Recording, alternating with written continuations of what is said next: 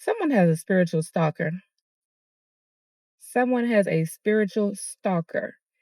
I mean, this person is doing everything in their power to try and tap into you, to try and tap into your energy, to try and monitor you, to try and send familiar spirits your way to gather information and data on you and what's going on in your life.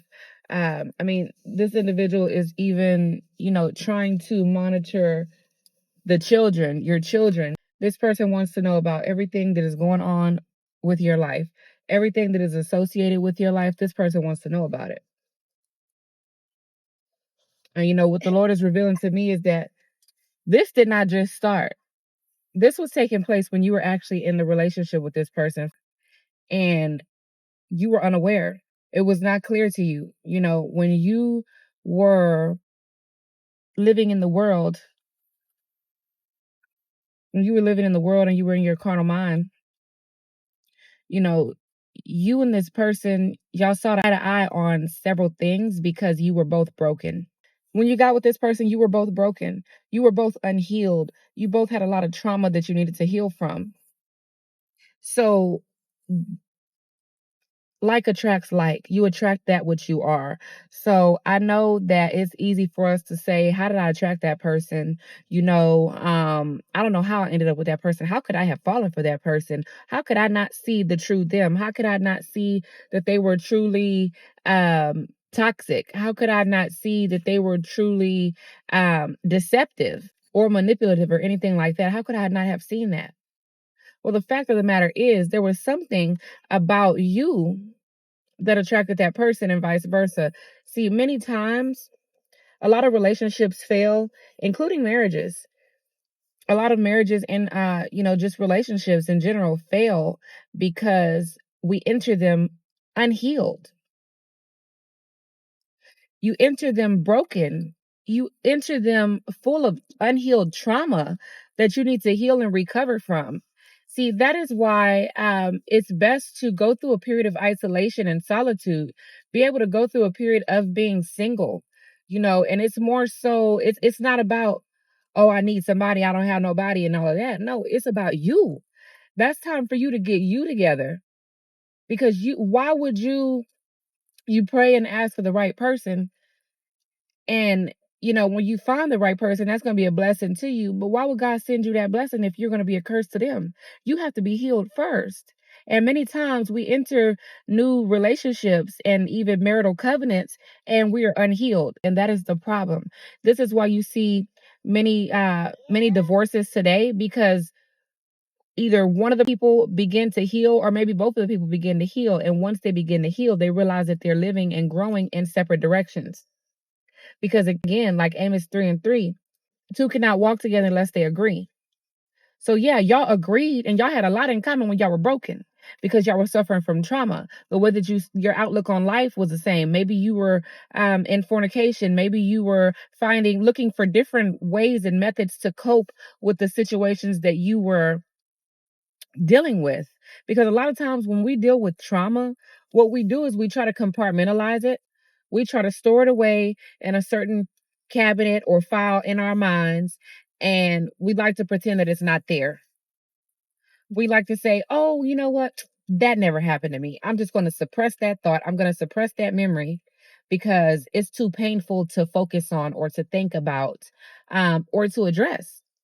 And in doing so, we don't realize the behaviors that we develop by doing that. Say, for instance, you were abused in one way, or you were abandoned or neglected, right? And you feel these feelings, you feel these emotions. So you feel this void in you. And a void is just an empty space within you. But many times we don't realize that void can only be filled with God. So we seek other things. We seek physical things or natural things to fill those voids. A lot of time we seek individuals to fill those voids. And we end up hurting those individuals because we're hurt within. But that's not going to get you nowhere. That's not going to get you anywhere.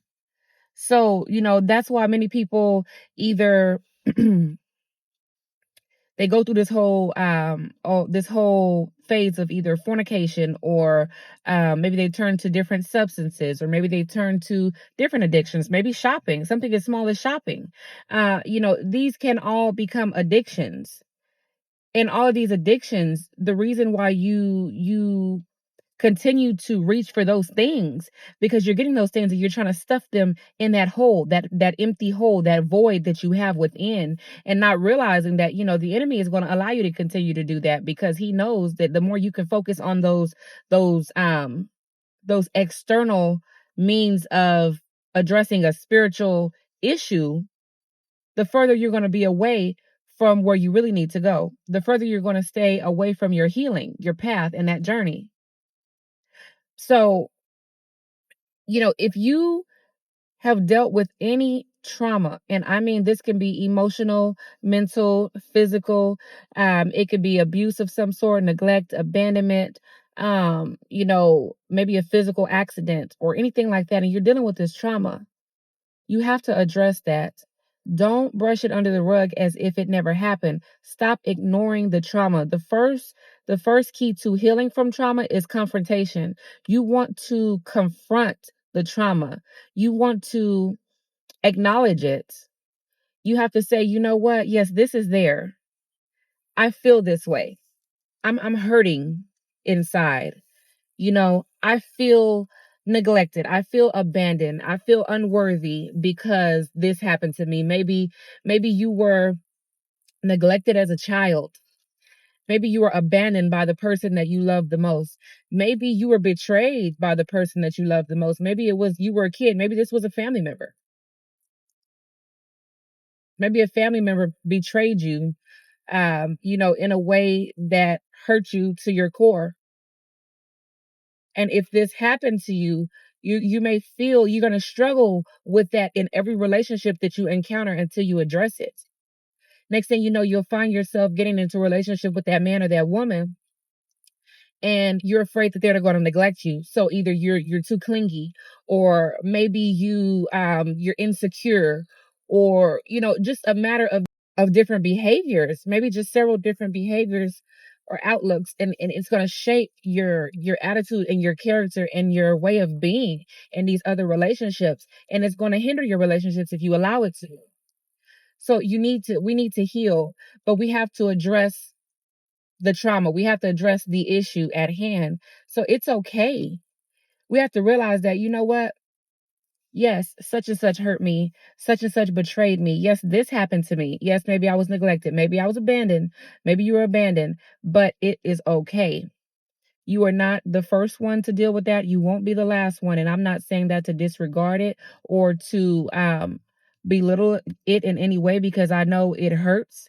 And I know that everyone is entitled to their feelings and entitled to heal from their trauma in what way is best for them. But the number one way to do that, the first step in doing that, is going to be confronting that trauma rather than suppressing it and acting like it's not there, is to address it and really sit down with yourself and self-reflect. And if you need to seek counseling, if you need to speak with someone about it, and maybe you just can't trust anyone to actually sit down and be that vulnerable with, seek counseling if necessary. Seek counseling if necessary. Anything that you need to do to get that up and out of you, to get that off of your chest, to release that, because it's just like if you don't release something, if you hold on to it, it's only going to hurt you. It's not going to hurt the person that betrayed you. It's not going to hurt your abuser. It's only going to hurt you. You have to be real with yourself. You have to face that. And once you face that, once you identify that, once you acknowledge that, then you're able to address it, and you're able to come up with a solution to releasing that problem. Now, then you can start being intentional about changing things, because see, if you have a problem, it's easy to try and look on a surface level for a solution, but until you get down to that root that actually caused that problem is never going to go away. That problem will never go away, be solved, or be healed until you're able to get to the root of that problem. So once you get to the root of that problem, then you're able to address it. if you're able to identify these things and these behaviors and these characteristics that you've developed because of that trauma, because of that pain, then you're able to address those one by one, and you're able to transform them. You're able to turn those things around. Also, you're able to really sit with yourself and meditate and give those things to God. You're able to sit down and self-reflect and go within and see what things happen to you that cause you to have certain belief systems, certain outlooks on life, certain behaviors. And once you're able to identify that, then you're able to change those behaviors. You're able to change those outlooks. You're able to develop a new set of characteristics and ways of being, and you're able to change. And in doing so, and being able to turn all of those things around, are all steps in the healing process. But we have to first be able to confront those feelings and those traumas within and actually face them. Because many times, if you try to just bury it within, you want to suppress those thoughts, those memories, and pretend as if they never happened. It's hurting nobody but you. And it's causing you to hurt everyone else that you encounter. That's not fair to you or them. So do it for you. You deserve to heal. Because hurt people, heal people. Once you heal, then you're able to be a guiding light to others that have buried themselves in the darkness because of that which they have encountered or dealt with, the trauma that they harbor within that wasn't their fault to begin with. So I just pray this quick message blesses someone and encourages someone. I love you all. God loves you all. God bless you all. Talk to you soon. Till next time.